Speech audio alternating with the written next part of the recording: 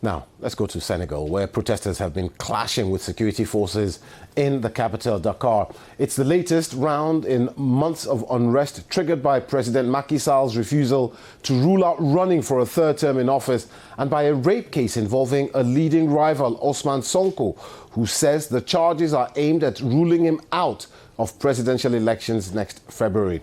The court judgment on the rape trial is expected on Thursday, but let's get more now on this story. I'm joined by my colleague Ikaba Koi for some analysis. This has been rumbling on for months now, but there is a lot at stake. You're right, there is a lot at stake, Peter. The opposition party are criticising Macky Sall. In fact, they're claiming that he's trying to run for third term in office. At the same time, Ousmane Sonko, who is the opposition leader, he's claiming that the charges levied against him are to prevent him from running in the next election. Recently, my colleagues spoke to Yassine Fall, who is the vice president of Ousmane's party, Pastel, and she spoke to us telling us that how they were prevented from seeing Ousmane while he was on trial. Let's take a listen.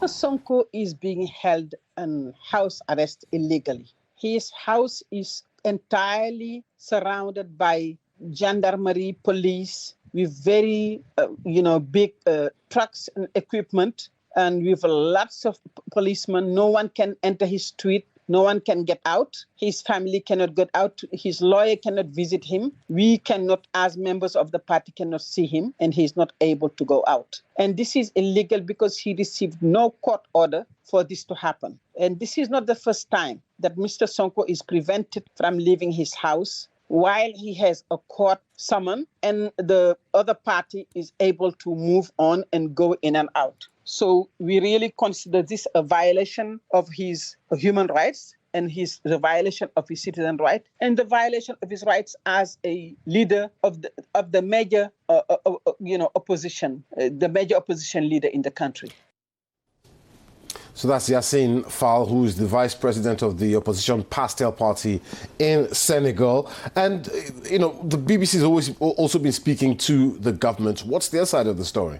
Well, their general argument is that Mr. Sonko has violated the laws.